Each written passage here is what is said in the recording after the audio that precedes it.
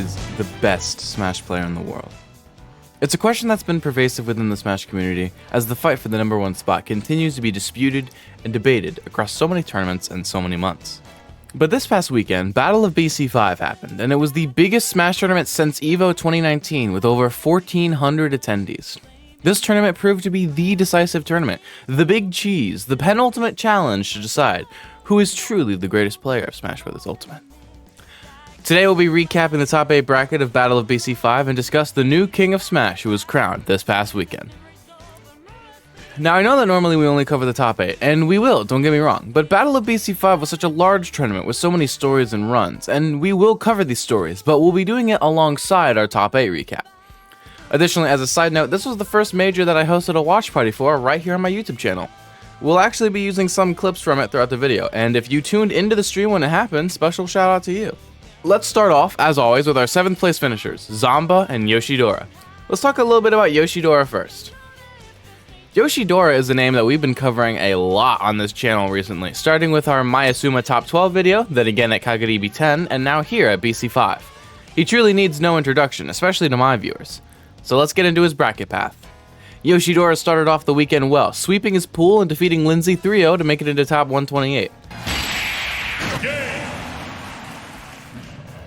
After defeating Machu in their first match of top 128, Yoshidora got a notable 3-0 win over Chag, the best solo Palutena main right now, and excellent talent from Mexico.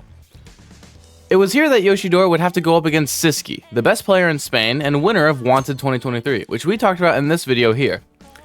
This set proved to be a close one, going down to a nail-biting Game 5.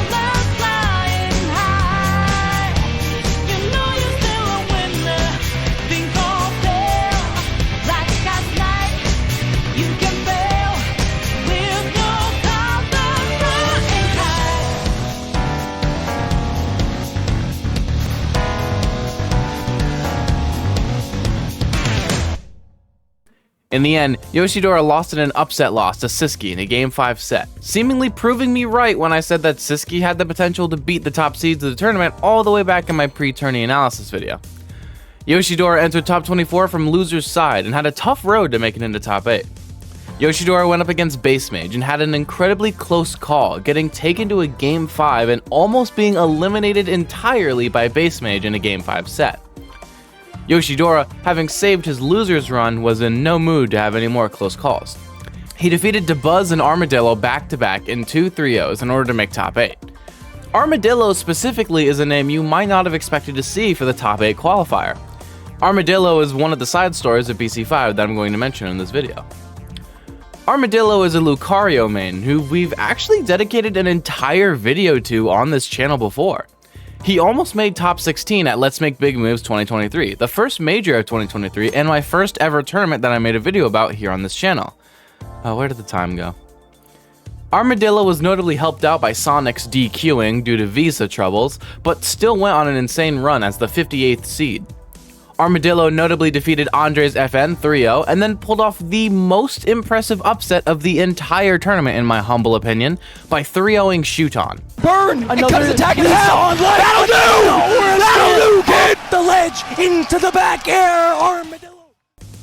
Armadillo would lose to Spargo and Yoshidora for a placement of 9th, the best that a Lucario has ever done post-lockdown at a major, much less a super major.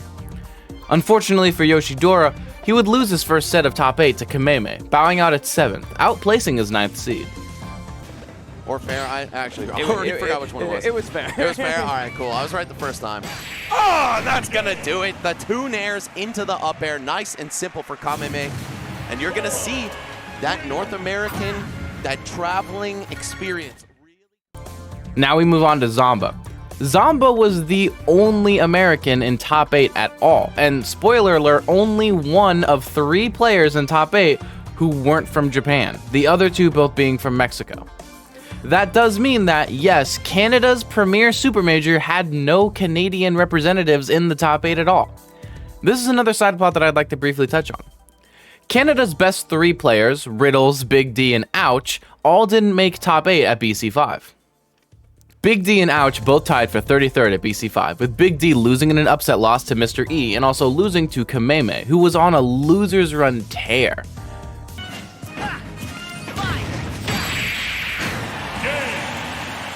Ouch, by contrast, lost to MK Leo in top 128 in a close Game 5 set, which Leo clutched out. Back air tries to connect. Neutral has come out from Leo. It's set up into the pyre here.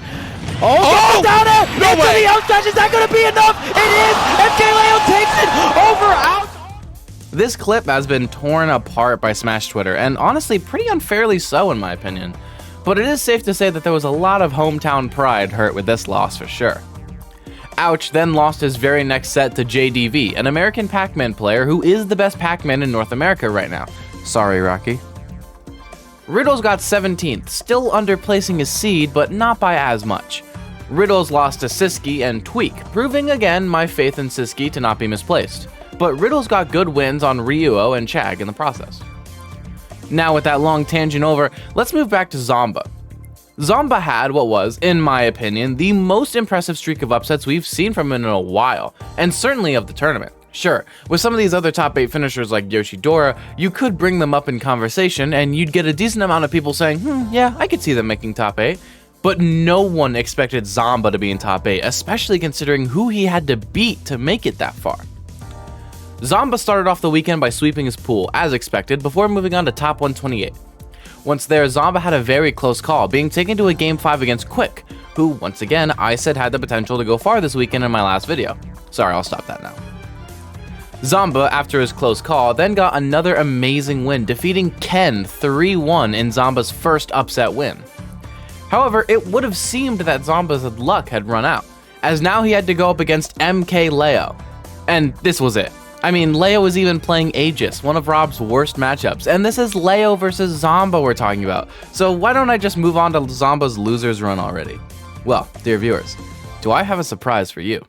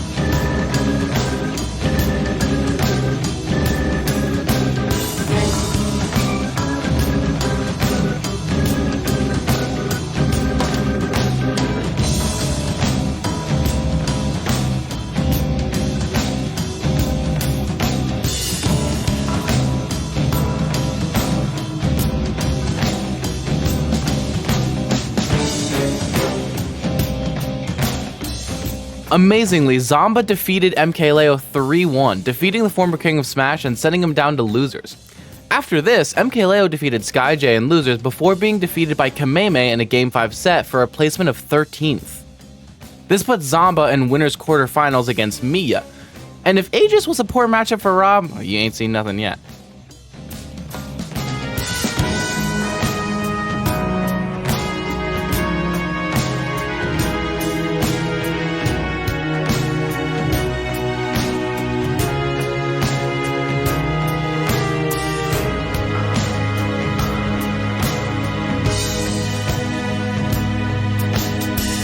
Mia beat Zamba 3-0, with Zamba going Lucina for the entire set instead of Rob. I don't necessarily blame him either. Zamba went down into losers top 8 qualifier against Tweak, and just like with MK Leo, defeated him handedly, with Zamba winning 3-0 over Tweak. You see what I mean when I said this is perhaps the most impressive streak of upsets we've seen in a long time? Because yeah, Zomba was now in top 8, going up against Shuton. Now, Zamba did just beat Leo's Aegis, so the potential for the set looked like it could go either way. It's so hard. It's so hard to maintain any form of stage control. It's so hard to get off the ledge. And when Shuton is playing like this, it's not just so hard. It looks impossible. Unfortunately for him, Zamba lost 3-0, getting steamrolled by the now definite best Aegis player in the world, Shuton. Zamba did fantastic this weekend, outplacing his 20th seed with some of the greatest upsets this game has seen in a while, reminiscent of Zamba's Smash World Tour run that put him on our radars in the first place. One thing is for sure, for Zamba, he's definitely put himself at the forefront of the discussion for the hotly debated title of Best Rob Player in the world. Now we'll move on to our 5th place finishers, Mia and Meister. Yep, those are 2 Game & Watches you're seeing on your screen, and yes, I find it funny too. Now, one of these Game & Watches wildly outplaced their seed, while the other one just matched it. Let's talk about Mia first, the Game & Watch who placed their seed exactly, though perhaps not in the predicted path. Mia started off the weekend well, sweeping his pool and getting impressive wins in top 128, including Lemon, Cola, and Onin. His win against Onin was especially showing, with Mia definitely being the player with the greatest understanding of the Steve matchup, behind perhaps Spargo. Threat off stage, but how do you get back against Game & Watch from the ledge? You just don't! And Mia takes it 3-2 over Onin in a clutch Game 5. Now in top 24, Mia defeated Zamba like we talked about earlier, before going up in winter semifinals against Akola. Now, Mia had just taken Onin to a Game 5 set, edging it out over the Michigan Steve. But Akola is a different beast. However, Mia and Akola play so much, and Mia has clearly put so much work into this matchup. He wasn't about to let that go to waste.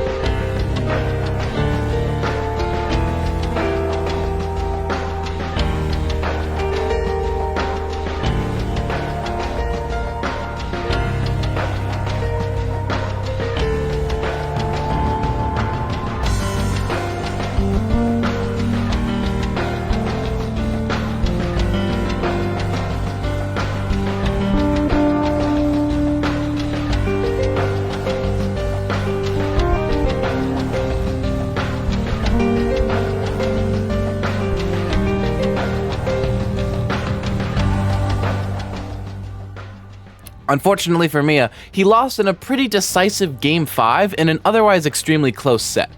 Interestingly enough, I think that Mia's stage choice in this Game 5 was an extremely detrimental pick for Mia, and had he chosen a different stage, there's a chance that Mia actually takes this set.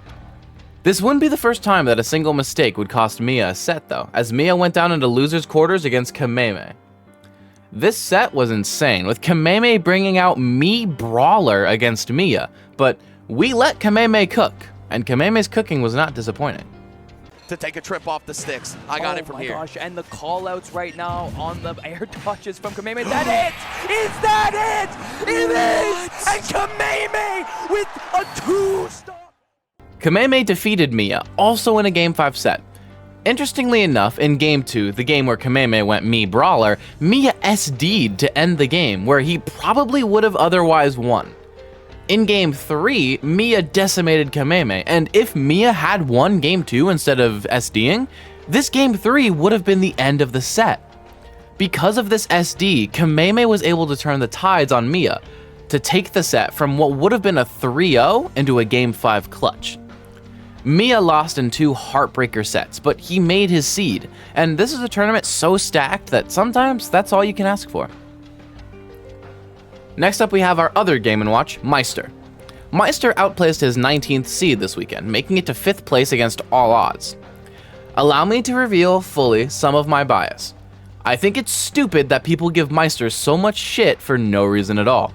The amount of times I've seen this image spread around without any respect put on Meister's name is just disrespectful, and Meister proved all the haters wrong this weekend. Meister started off by sweeping his pool and getting good wins on Nestboy and Mr. E in top 128, before going up against Tweak, his fellow Luminosity Gaming teammate.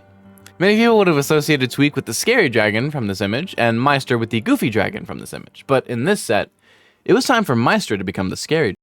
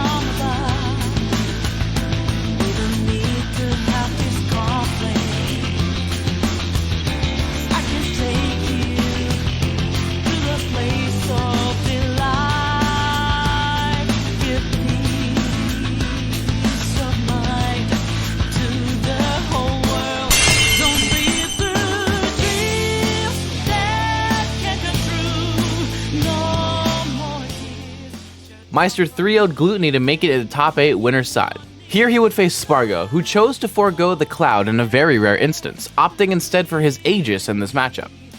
But now it was Meister's turn to be swept. But hold on, Mithra's combos are valid at 80%. Oh, and that's gonna do it in dramatic fashion. Meister lost 3-1 to Spargo, getting sent down to losers against Shuton. And hey, you know that meme that Europe loses hard to Olimar? Well, I think Gluttony might have rubbed a little bit of European off onto Meister during their set. On throughout this game is Anna Red. For one time in this top 8. Oh, the parry, but what? Still not gonna get punished? Meister lost to Shuton 3-0, being eliminated at 5th in a decisive set. Meister performed so well this weekend, and all the people who were his most vocal haters are now either dead silent or singing his praises. Meister's definitely let his actions speak for himself this weekend. Now we move on to our 4th place finisher, Kaime. Going into BC5, a lot of people, including myself, didn't really count on Kaime for making a big run. As the 15th seed, the bracket wasn't in his favor, but Kaime went on the most impressive losers run of the entire tournament. Let's get on to his path. Kaime got through his pool really easily this weekend, and then defeated the legend Larry Lur for his first set of top 128. But it was here, in the second set of top 128, that Kaime suffered his first loss. Kaime lost to Mutace 3-1, which was an upset loss. I thought that Mute was seated a tad low. Anyways, Kaime was now down in losers tremendously early and would have to fight to make it into the top 8. But fight Kaime did, starting with his win over Big D in a 3-0 victory, Kaime knocking out Big D at 33rd. Immediately after this, Kaime had an insanely close call with Lugi, the sole top UK rep who I told you all to look out for in my last video. Lugi put up a hell of a fight, taking Kaime to a game 5, but Kaime would not let anything stop his run.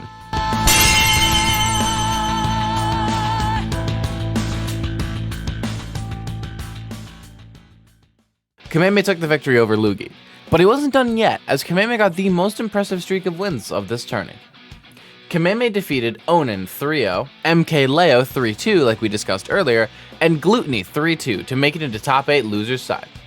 All 3 of those players were considered to be top 10 in the world just a few months ago. Kaime got into top 8 where he defeated Yoshidora and Mia, like we discussed earlier, 2 players who were also considered to be top 10 in the world just a few months ago. The caliber of player that Kaime is just casually defeating one after the other is insane on so many levels, and he's doing it with Sora and Mega Man. And Mii Brawler, I guess. But Kaime came up against an opponent that proved to be just a little bit too much to handle. He came up against Shuton.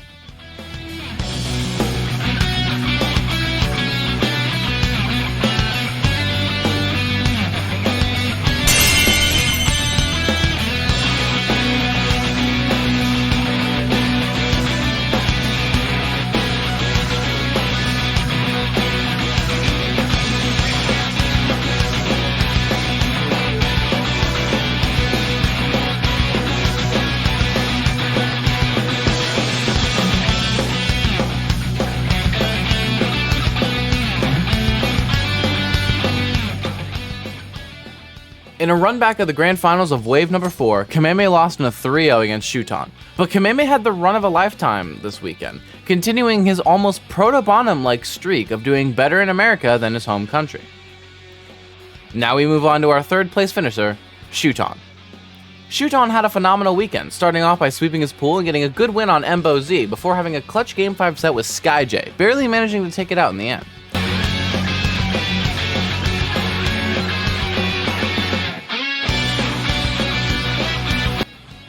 It was here that Shuton lost to Armadillo, like we discussed earlier, being sent down to losers extraordinarily early. Shuton went on, as seems to be the pattern for this tournament, an insane losers run. Shuton's losers run includes a 3-1 win over JDB, a 3-1 over Mutace, and a 3-1 over Siski to make it into the top 8 losers side. These are phenomenal wins, and Shuton just made top 8. Shuton then proceeded to sweep the losers half of top 8, 3-0ing Zamba, Meister, and Kaime. 3 3-0s in a row off the back of 3 3-1s in a row is insane. The only set that Shuton won that went to a decisive game being his set against SkyJ. Shuton then went up in losers finals against Akola, where Shuton's fortune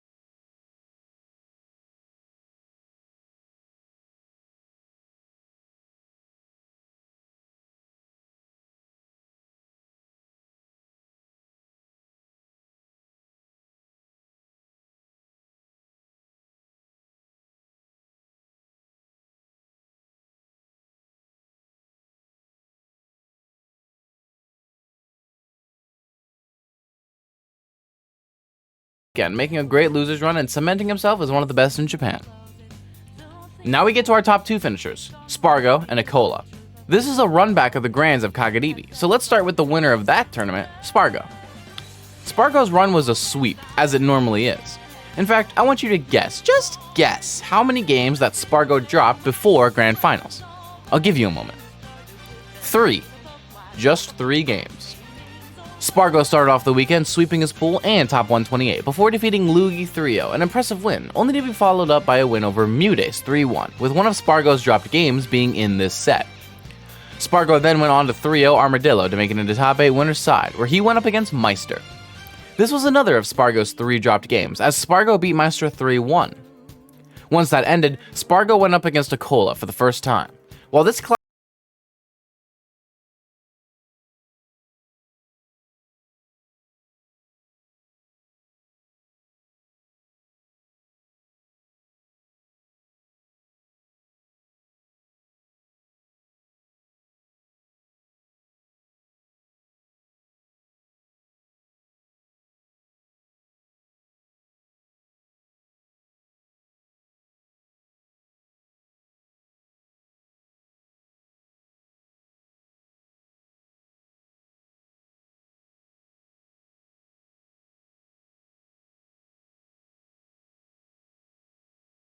Spargo's last dropped game before being in Grands.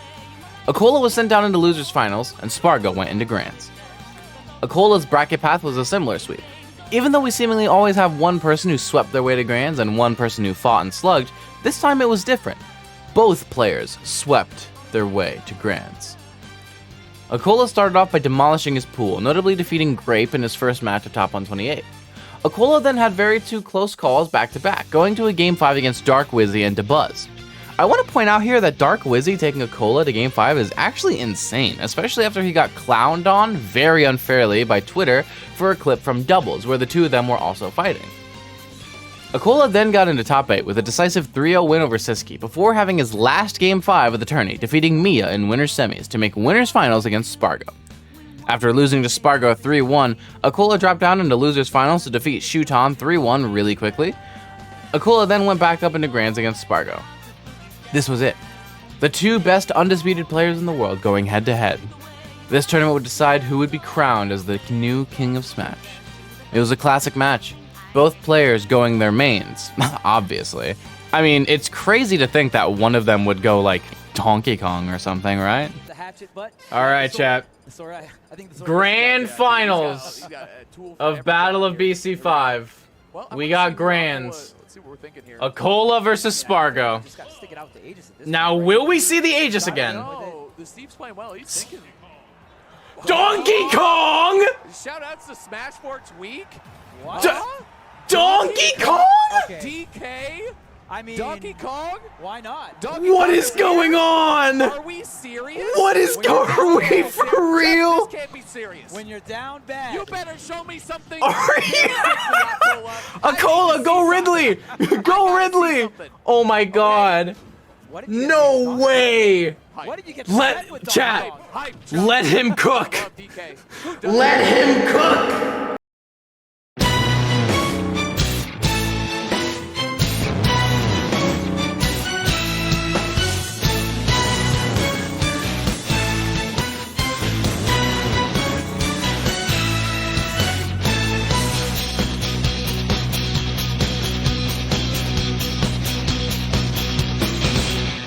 It's time to unveil the hype you've been waiting for.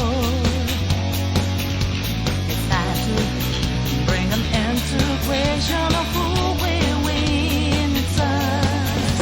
I used to have that feeling, premonition of falling short.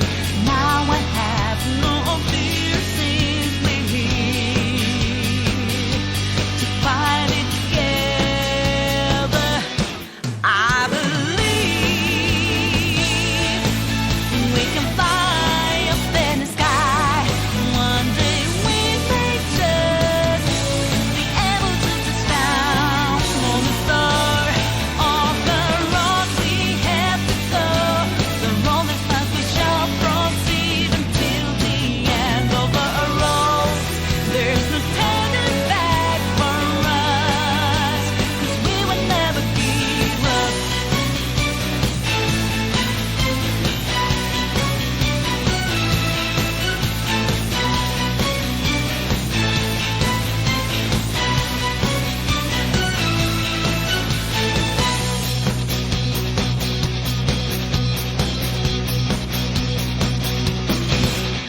I thought that I told you I'm not a robot, no. I thought I told you I'm not a phantom, I'm in your face. It's time to show everything we got to find a way out from this evening rush. Our life is happening in front of you right now.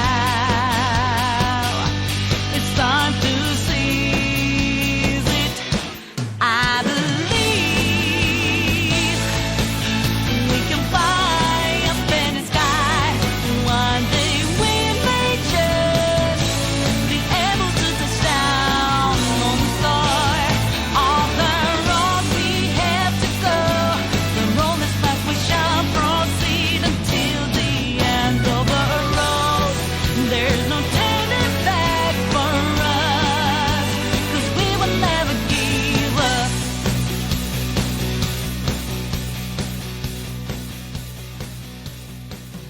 Unfortunately, Akola lost Grand Finals 3-0. Spargo taking a decisive victory and winning Battle of BC5.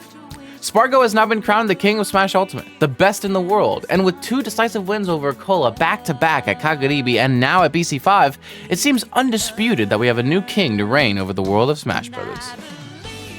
That's going to be it for today's video. If you enjoyed, please consider subscribing and following on my Twitch. I'd really appreciate that. With that said, Thursday's video will be a video on Battle of BC5's Melee bracket, and will be my first dip into Melee content. If you're excited for that, leave a comment down below. I've been Mr. Mice, and thank you all so much for watching.